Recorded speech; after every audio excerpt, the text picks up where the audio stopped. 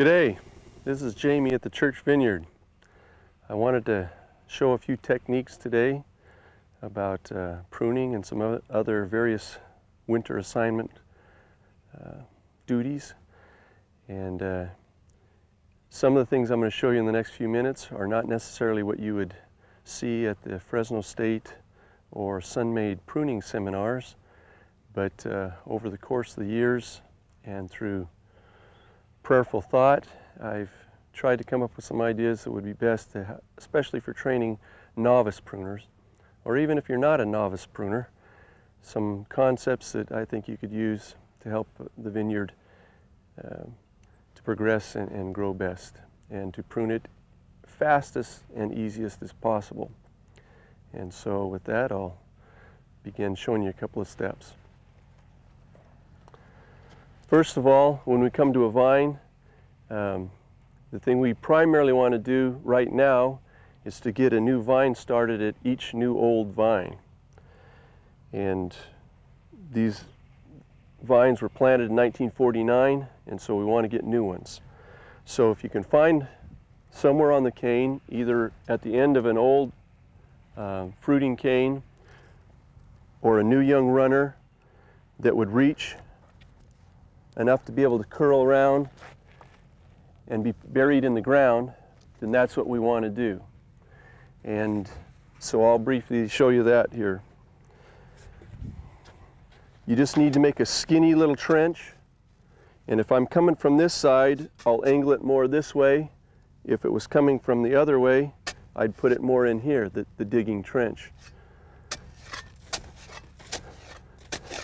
You just need a skinny little trench, and I can see gopher holes down there at the bottom, and so what I want to do is stomp those in. Otherwise, it's a nice little lunch diner for the gophers to come feed.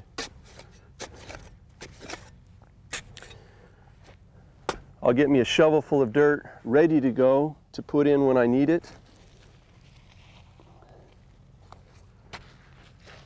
I want to pre-bend these joints to make it so it's less likely to break. So I'll put a little bit of pressure on them till I can hear them cracking. Just enough so I can bend that without breaking it at that point. Then I'll loop it in the ground here, grab my shovel, put the dirt in, and then I stomp it in.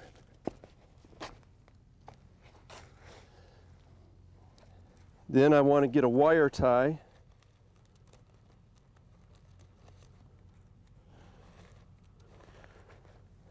and I want to put it around on the mama side, not on the baby side, to girdle it. If you'll do this girdling, it makes it a one-way street for the plant nutrients from the mama to the baby, and makes it so that this new baby cane, the caliper of that trunk, will grow a year faster than it would have without doing this girdling. This girdle also makes it so that in a couple of years, you come back to this vine and just kind of wiggle this, and it'll break all by itself right there. You don't have to shovel stuff out. You don't have to clip it with the wires. You can grab it and just shake it, and it breaks because it's been girdled. And I'm going to stomp that in a little bit more. Okay, and then I tie it off with the green. The green is stronger and lasts longer than the orange. The orange we use as flagging to mark it that that's a new young vine. And notice how I keep the roll intact. I dispense it out as I need it. I'll tie to a corner.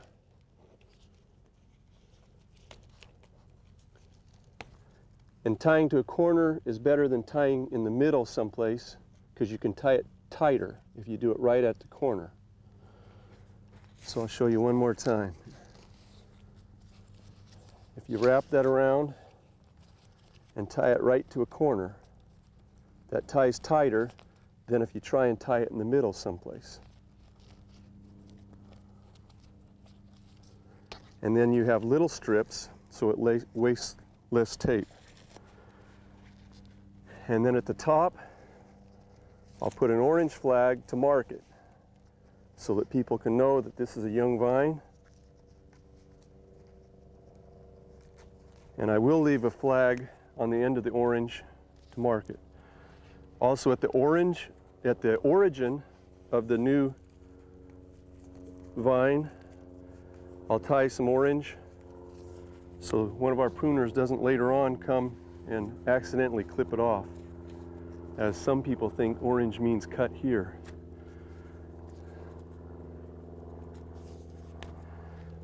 Then last, we'll get a sheet of this paper.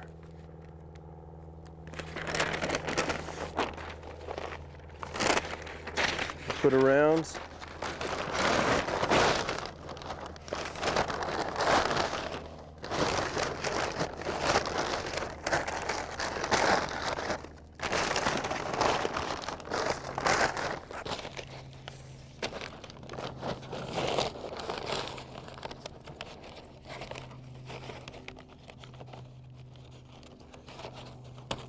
And you notice, you scouts, that was a square nut. Actually, it was just 2 1/2 inches.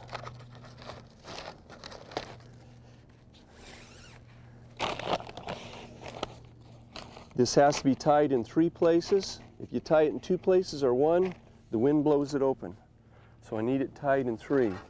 In the back filling, and now I want to put dirt on that comes from out of the center of the row rather than backfilling with the same dirt that came out. Because the dirt that came out of here, it allegedly has pesticides in it to keep the weeds from growing on the berm.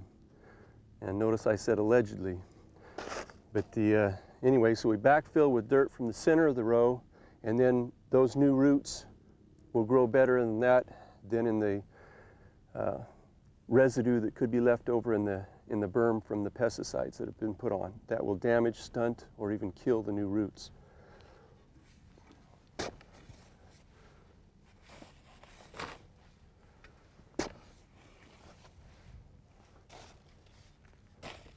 So, and that's how you layer in a new vine. This will take 2 more years before you can cut it off from the mama and cut out the old trunk.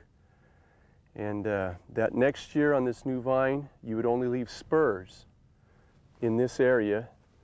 And the following year, as I said, then you could cut off the old trunk and leave 4 canes and a couple of spurs on that new young vine.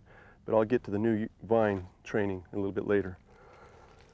Now, many people will wonder, well, how do I know if this vine needs to be replaced or not?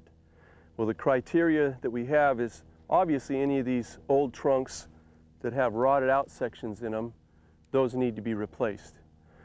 But in addition to that, a cue or a guide that you could go by is anything larger than, say, 3 inches across for the trunk would automatically need to have a new trunk replaced on it. And if any of the young, even if it is a young vine, smaller than 3 inches across, if that vine bows way out into the row because it was trained wrong, we want to replace it. We want that new young vine growing straight up that stake, not meandering all around where it could get hit by the tractor or tractor implements. With these new young vines that we train up, we want to make sure if they're long enough that we cut them off about 1 foot from the top wire, rather than letting them go all the way up to the wire or even out on the wire as a fruiting cane. We want to build the new head in this area. Now, as we